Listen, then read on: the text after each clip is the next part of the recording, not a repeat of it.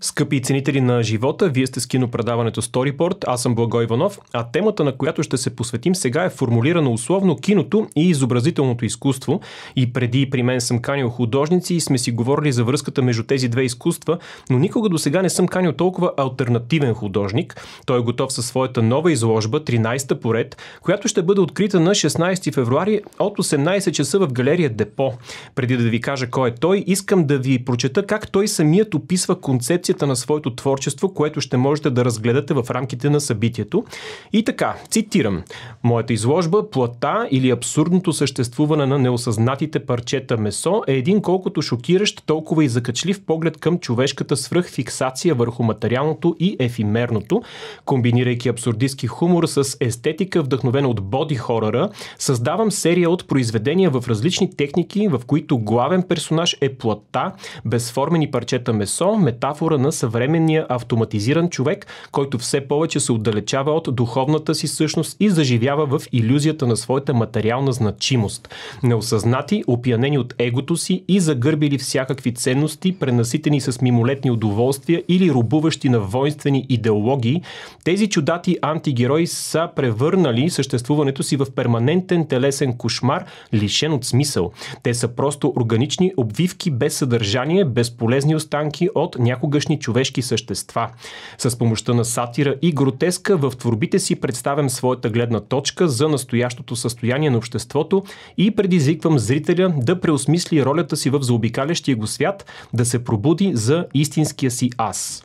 Така, край на цитата. Чудесно звучи това. Звучи като нещо, което самият аз бих написал. Очевидно с моя гост имаме идентична кръвна група, а моят гост е художникът Явор Боянов. Здравей! Здравейте! Здравей! Да, говорим си на ти, разбира се. Нещо, което в това наистина прекрасно представяне, което сега прочетох, което по някакъв начин обобщава твоята цел творческа. Има едно словосъчетание, което искам да го уточня пред нашите слушатели. Ти казваш, че естетиката ти до някъде е вдъхновена от абсурдистския хумор, но и от боди-хорора. За нашите слушатели, боди-хорор, това е поджанър на филмите на ужаса, при който имаш някакъв анатомичен натурализъм, доведен до абсолютна крайност. И този екстремизъм, колкото и да звучи зловещо, всъщност се присъжда за някои от най-великите режисьори в историята на киното, включително за абсолютния господар на така наречения боди хорор, а именно канадски режисьор Дейвид Кроненбърг. Предполагам, ти си фен на Кроненбърг. Да, мога да кажа, че съм фен на Кроненберг. Един от първите филми, които гледах като малък на кино, беше именно "Мухата". Да, може би. И може би точно това е поставило някакви основи на естетиката ми. И е напълно възможно да сме били дори в една и съща зала, тъй като аз като малък го гледах на кино и това е един от това. Всъщност е любимия ми филм на Кроненбърг. Не е според мен най-добрия му, може би Видеодрум е най-добрия му филм, защото той довежда до абсолютни върхове цялостната му естетика на този режисьор, но "Мухата" ми е най-на сърце. Добре, да разкажем с две думи за твоите рисунки, за изложбите, които си направил. Аз споменах, че всъщност ти сега ще направиш своята 13-та изложба, което само по себе си наистина впечатляващо. Всеки път ли гониш изцяло нова концепция или по-скоро всяка нова изложба е допълнение към някакъв неизменен лайтмотив? Аз в творческия процес винаги следвам интуицията си. Мога да кажа, че изложбите ми преливат една в друга. Работата по един проект би могла да ме вдъхнови и да ми даде идеи за много време напред. За различни, не само изложби, и за други неща. Така се случи сега с този персонаж, или по-скоро персонажи, защото те са много. Има един първообраз, по който съм направил останалите с сходни характеристики. С изкуството си изграждам своя собствена митологична система и символика, които развивам с времето и допълвам с всяко ново произведение и всяка нова изложба. Служа си с различни техники за отключване на подсъзнанието, като сюрреалистичния метод на автоматичното рисуване и писане, също и техниката Cut-Up, която използва Уилям Бърлс. Бърлс го използва това за свои книги, да. Да, в Голия обяд. Голия обяд. Soft Machine. И Soft Machine, да. И тези образи, които извличам от подсъзнанието си, съчетавам с различни впечатления от литературата, киното, комиксите, анимацията, музиката, но също и от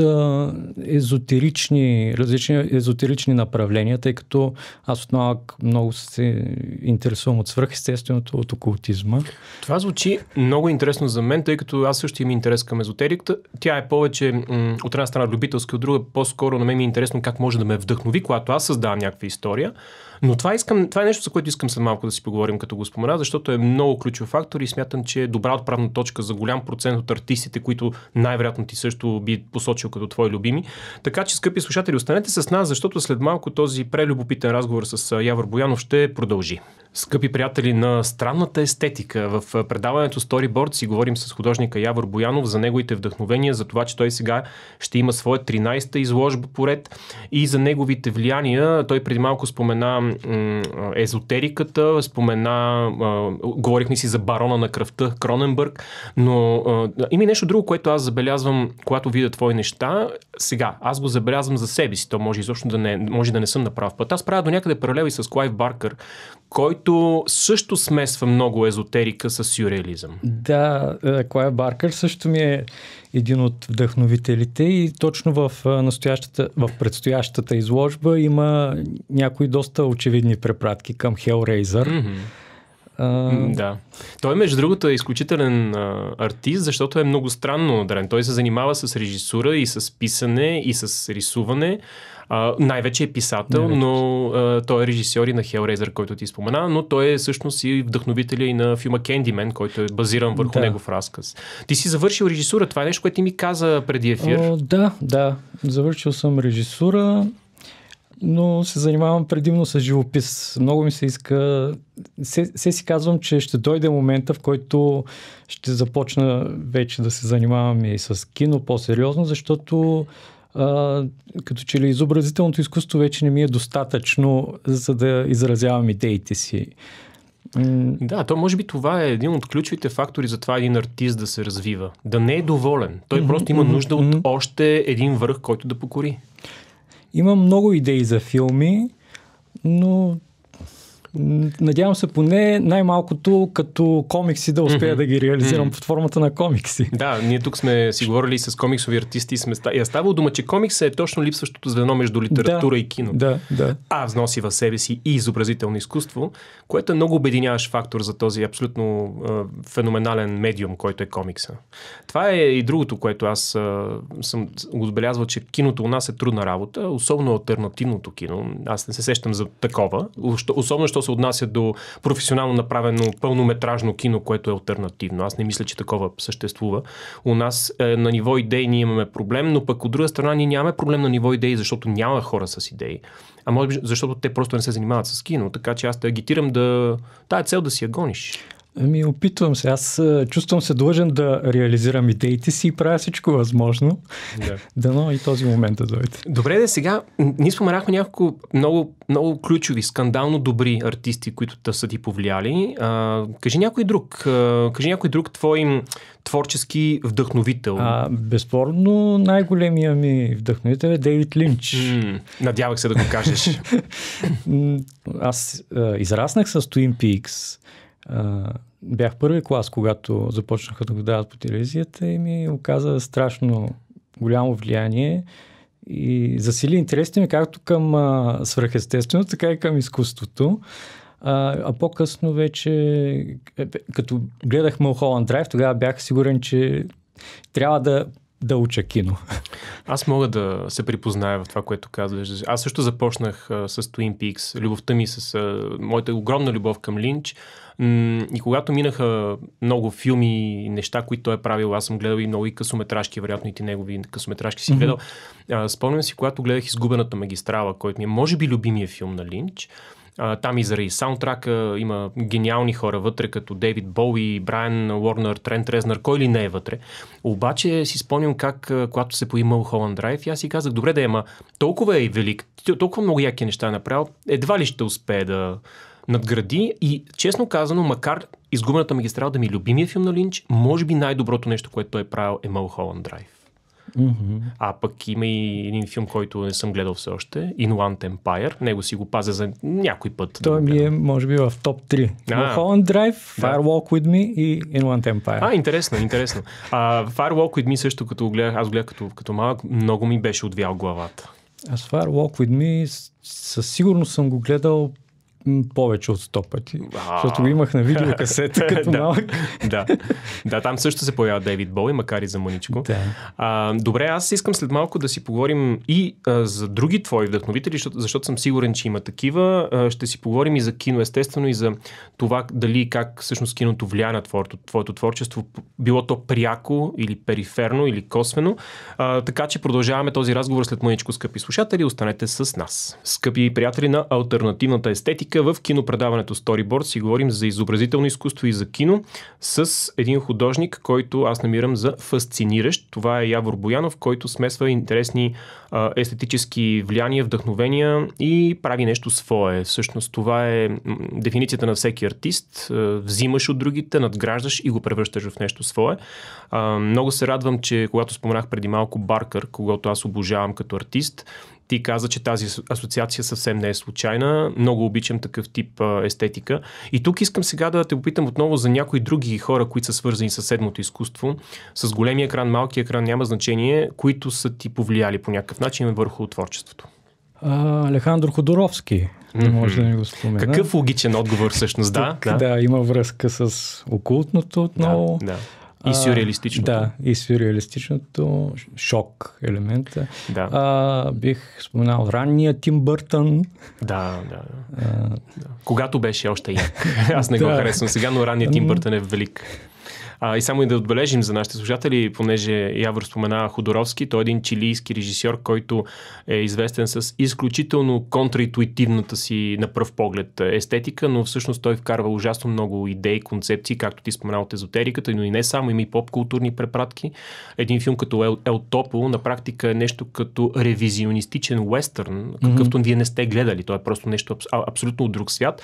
А Свещената планина или Свещената кръв, също друг филм, са филми, които силно препоръчвам на хората, които имат интерес към точно тези по-алтернативни творчески търсения.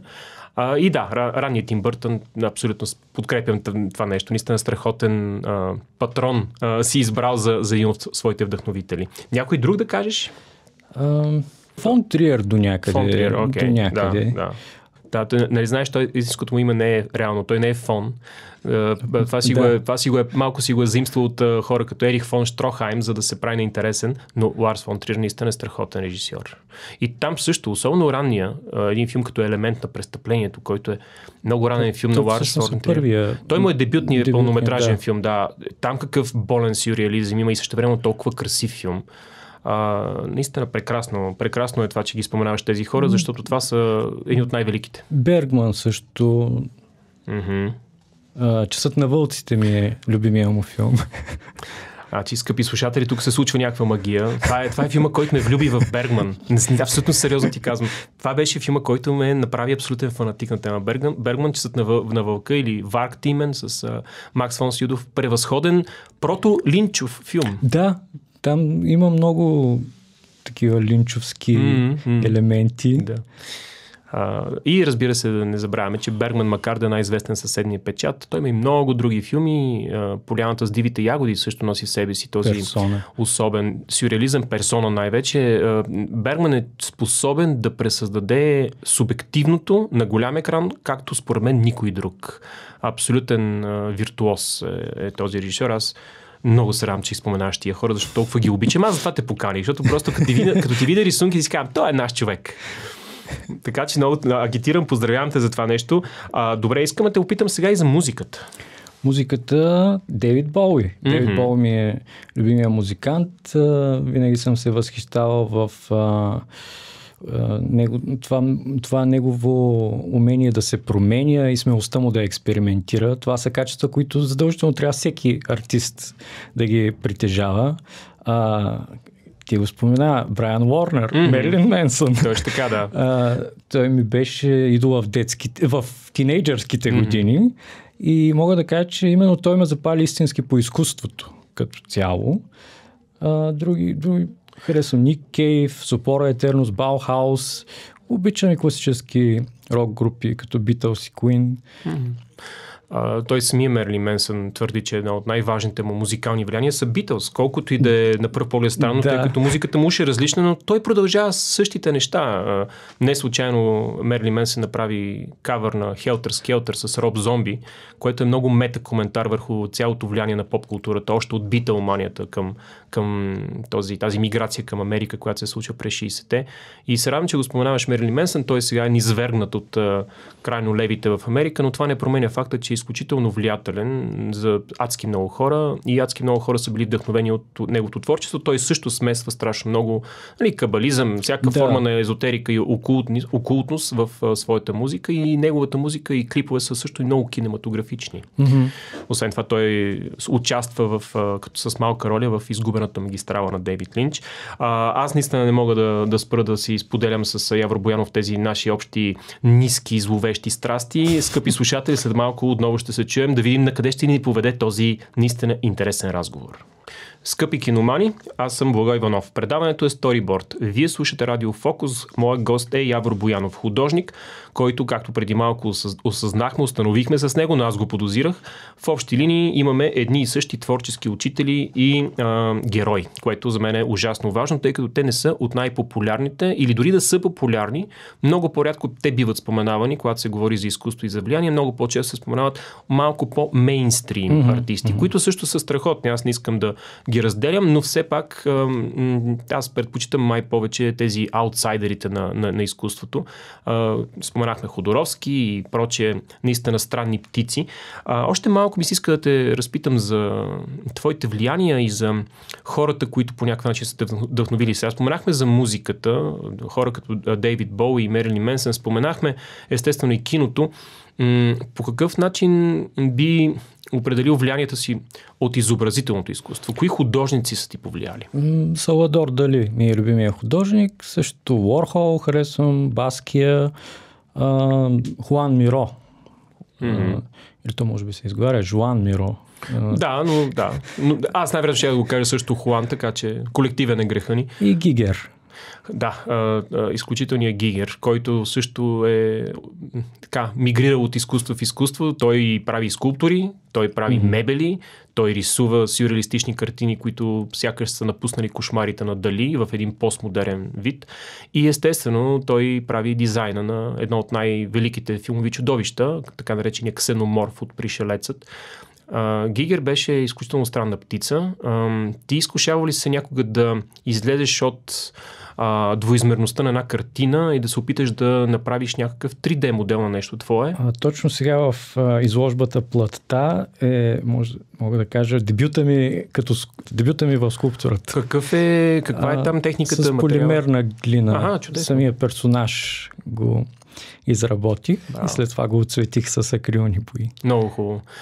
Как ти се отрази този процес? Запали ли се да продължиш да правиш? Да, определено ще продължа, защото понеже съм завършил плакат и някакси ми беше трудно да си представям нещата триизмерно. Винаги си представям по-двоизмерно, но мисля, че сега вече се престраших да опитам, защото ми хареса как се получи. То е важно да ти хареса как се получава, но и самия процес трябва да те пали, да те провокира.